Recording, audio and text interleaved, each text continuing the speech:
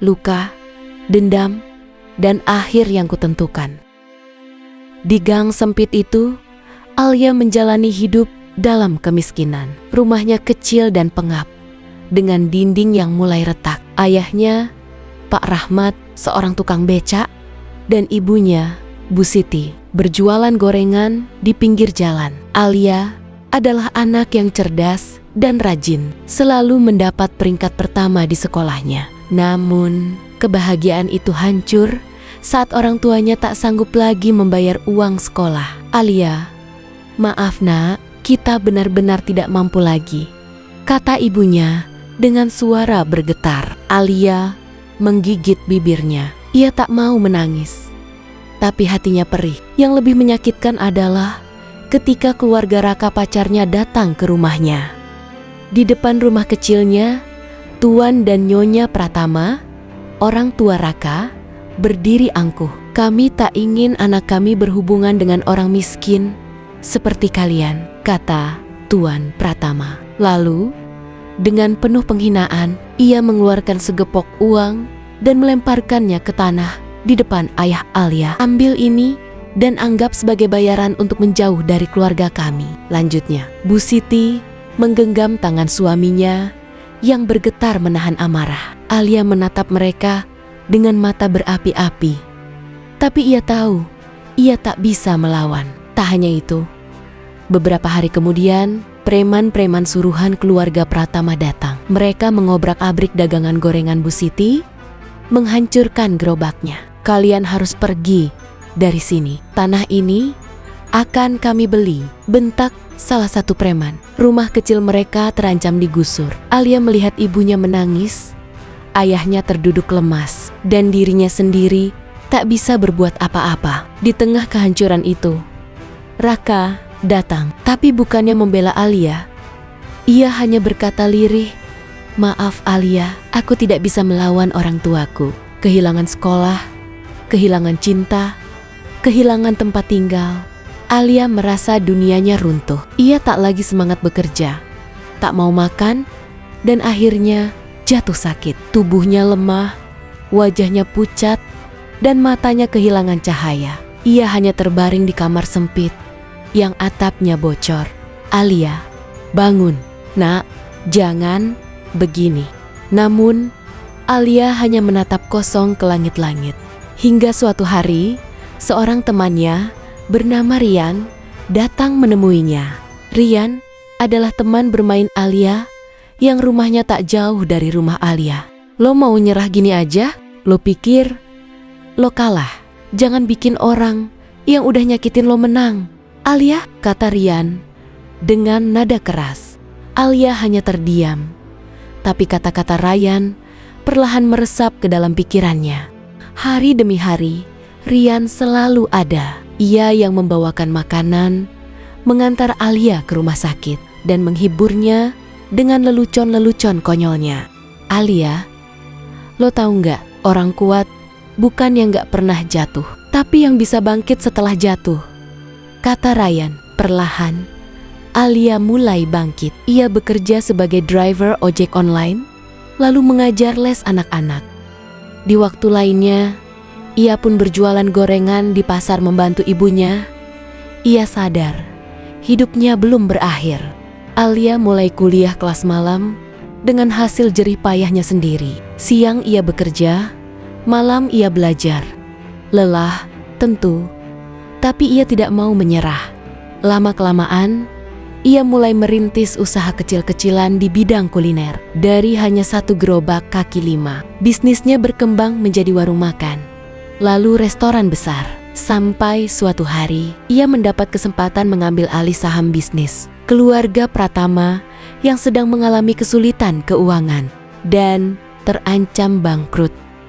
Tanpa mereka sadari, Alialah investor misterius yang menawarkan bantuan. Tapi bantuan itu bukan untuk menyelamatkan, melainkan untuk menjebak. Ketika waktunya tiba, Alia menarik kembali investasinya dan menuntut pembayaran utang yang membengkak. Keluarga Pratama tidak bisa membayar, dan akhirnya semua harta dan aset mereka disita. Kini, Mereka bukan lagi orang kaya. Mereka telah jatuh miskin dan kehilangan segalanya. Tanpa penghasilan sama sekali.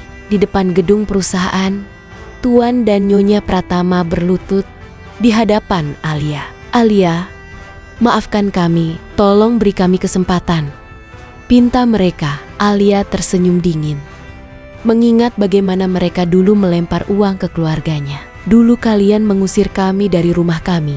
Sekarang, rasakan bagaimana rasanya kehilangan segalanya," kata Alia tajam. Tuan Pratama, yang dulu begitu angkuh, tidak sanggup menerima kenyataan. Suatu malam, setelah mendapat surat pengusiran dari rumah mewah mereka, ia terkena stroke. Tubuhnya lumpuh sebagian, tak bisa berbicara dengan jelas. Nyonya Pratama menangis.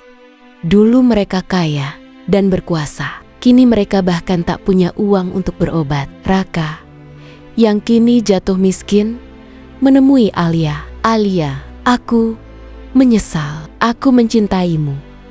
Selalu mencintaimu. Bisakah kita memulai lagi?" Namun, Alia hanya tertawa kecil. "Raka, aku bukan Alia yang dulu. Aku sudah punya seseorang yang mencintaiku tanpa meninggalkanku," katanya, sambil menggandeng Rian, pria yang selalu ada di saat ia terpuruk. Raka hanya bisa menatap penuh penyesalan, sementara Alia pergi dengan kemenangan di tangannya. Kini, mereka bukan lagi orang kaya.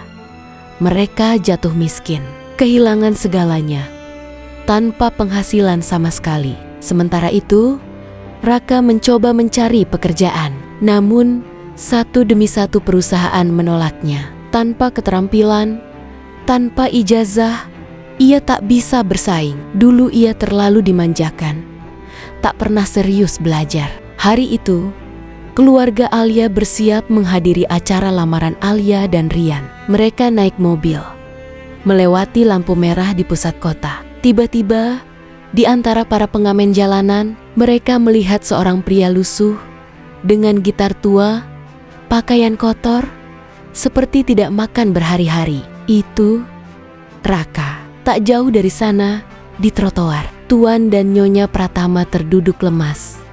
Wajah mereka pucat. Tangan mereka gemetar karena kelaparan. Mereka yang dulu membuang uang ke tanah untuk menghina Alia, kini bahkan tak punya uang untuk makan. Pak Rahmat dan Bu Siti, orang tua Alia, terkejut dan merasa iba. Mereka turun dari mobil, mendekati Raka dan orang tuanya. "Raka, ini kamu?" tanya Pak Rahmat dengan suara bergetar. Kini Ibu Siti dan Pak Rahmat sudah menjadi kaya berkat kesuksesan Alia. Tanpa banyak bicara, ia mengeluarkan segepok uang dan menyodorkannya. "Ambil.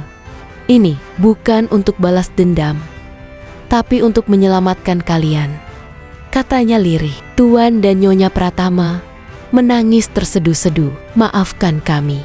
Kami dulu begitu jahat," isak Nyonya Pratama. Alia yang melihat dari dalam mobil hanya menatap dengan mata berkaca-kaca, lalu meminta sopir melanjutkan perjalanan. Ia tidak membenci Raka lagi, tapi cinta itu sudah mati. Di tempat lain, di rumah acara, Rian menunggu Alia dengan senyum tulus. Alia turun dari mobil, menatap pria yang dulu menolongnya, lalu menggenggam tangannya erat. Ia telah menang, bukan hanya dalam balas dendam, tapi juga dalam menemukan kebahagiaan yang sesungguhnya. Hidup tidak selalu berjalan sesuai harapan. Kekayaan bisa sirna dan keadaan bisa berubah dalam sekejap.